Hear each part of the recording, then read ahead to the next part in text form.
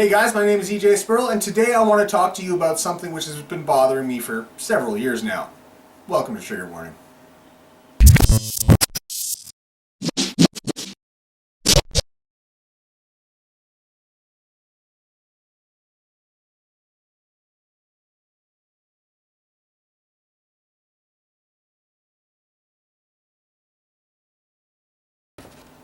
In the years since the end of the American Civil Rights Movement, we've seen a noticeable change in how society in general views topics of gender and race.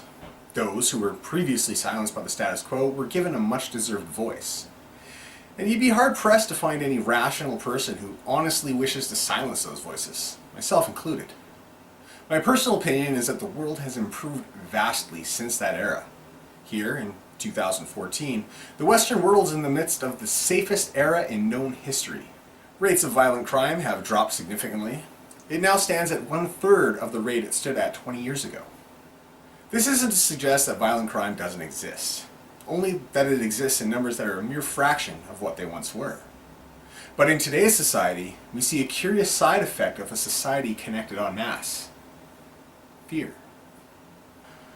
But in my opinion, that fear is an unreasonable one.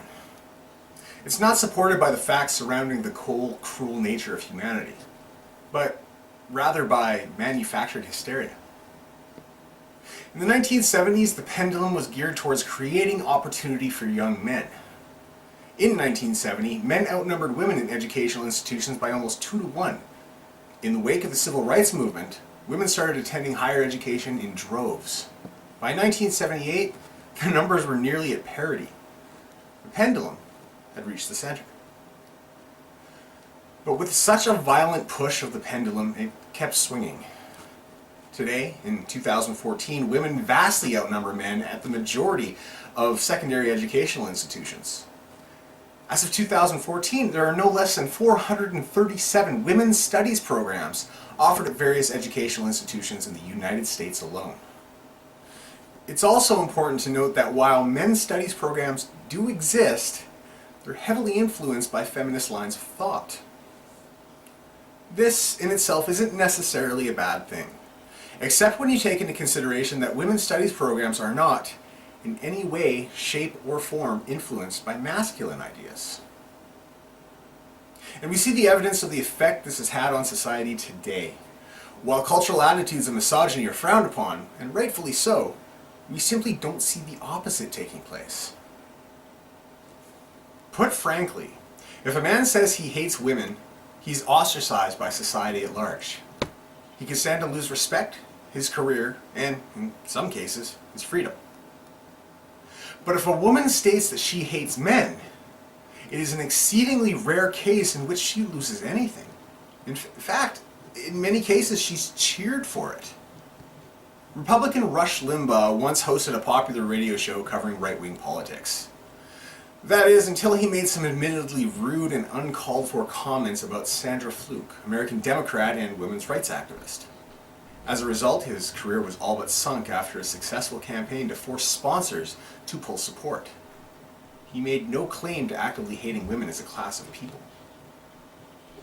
On the flip side, gaming journalist Samantha Allen published a rather controversial admission that her misandry was non-ironic. She stated in no uncertain terms that she clearly and blatantly hated men. When men and women raised their voices, she quit the industry. Later voices said that she was driven out. So the difference here is clear. Limbaugh, while an asshole, said nothing about hating women. He said some disparaging and rude comments about one woman in particular, and his career suffered greatly for it. This was called justice. Allen, also an asshole, clearly stated that she hated men as a class. She was not fired. She left the industry of her own accord due to the criticism that she later received. This was called misogyny. Are you seeing the disconnect yet? I think that the truth of the matter is that the extreme right and the extreme left are far more similar than either would like to believe. They're both authoritarian. They are the same in that they wish to secure more rights for themselves and less rights for those they believe to be the problem. The only real difference between the two that I can see is that they have different targets. We've seen evidence of the authoritarian left forcing its way into subcultures in many, many different areas, particularly in what was previously perceived as a male-dominated space, such as science fiction and fantasy culture, atheist culture, and more recently, gaming culture. The results varied largely depending on the culture. In terms of science fiction and fantasy, they received little, if any, resistance. The end result? Hugo Awards appear to be given out based more on the political leaning of authors than on the merit of their works, at least as far as author Larry Correia and others have claimed. I'm inclined to believe this, especially after having watched Evan Maloney's documentary Indoctrination U, which reveals the exact same thing happening in academia across North America. The atheist movement worked a little bit differently. When the authoritarian left attempted to colonize the movement, a curious thing happened. Instead of colonizing it, authoritarians actually managed to segregate themselves into an offshoot movement that they called Atheism Plus. I made a video on the subject a few months back, and I invite you to go check it out. While I'm not exactly sure how it happened that way, I imagine it's largely because a community that is largely comprised of skeptics were, well, skeptical about the inclusion of a set of dogmatic rules into their community. But the big war comes in the form of Gamergate. It appears that the authoritarian left were unwilling to simply make their own games and form their own community, which likely would have been accepted by the vast majority of gamers. Instead, they have made many attempts to influence the wider gaming community, but few are so passionate about their hobby as gamers are. And unlike the science fiction and fantasy community, gamers have an easy time networking with other gamers, regardless of their political ideals or class. Gamers have refused to lay down and allow an authoritarian influence into their passions.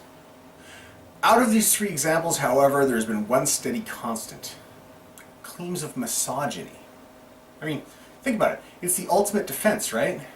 People will almost always come to the defense of a woman, especially if they believe she's being unfairly targeted by uncouth men. But it might be time to reconsider how we evaluate these claims, because one thing is clear. Misogyny is the unwitting sword of the authoritarian left. So much so that it's devaluing the meaning of the word itself, causing even rational, left-leaning, and fair-minded people to roll their eyes at the very utterance of the word.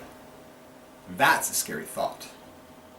Like the boy who cried wolf, how many times can we see the word misogyny used in an incorrect context before we simply stop believing it? But then it brings us back to the pendulum. Gravity is a funny thing. When a pendulum is pushed, gravity sends it back towards the center. The more violent the push, the faster it swings. The faster it swings, the more violent the pushback. We don't need the pendulum to keep swinging. We need to bring it back to the center. And we need people, both left and right, gay and straight, religious and atheist, men and women, majority and minority, young and old, to commit to keeping it there. Otherwise, the extremists are going to keep running the show. So thanks for listening today, guys. I put a lot of thought in what I wanted to say in this episode.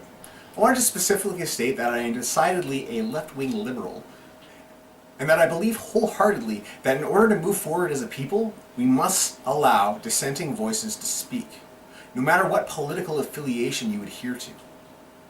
I firmly believe that rational discourse is the only way we're going to make progress as a people, and that we should also be sure to listen to the more radical voices, even if it's only to prove them wrong. As such, while I am an egalitarian that believes all genders and races should be granted equal opportunity, I'm of the opinion that concepts such as hate speech should be done away with. It's merely another form of censorship, and that we should allow radicals to speak.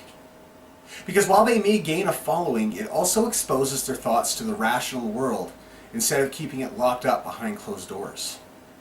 So thanks for bearing with me today, ladies and gentlemen. As always, if you liked this episode, show me some love with that like button below, and be sure to subscribe and share this video amongst your friends. Also, I am considering making a documentary exploring the authoritarian left's forward march into various subcultures. So be sure to contact me on Twitter or leave a message in the comments below if there are any specific areas that you would like me to explore. Thanks again, and I will see you next time. Picture of yourself holding a cat, only to receive a detailed critique on a sexual dysfunction from some anonymous avatar. Or you could spend days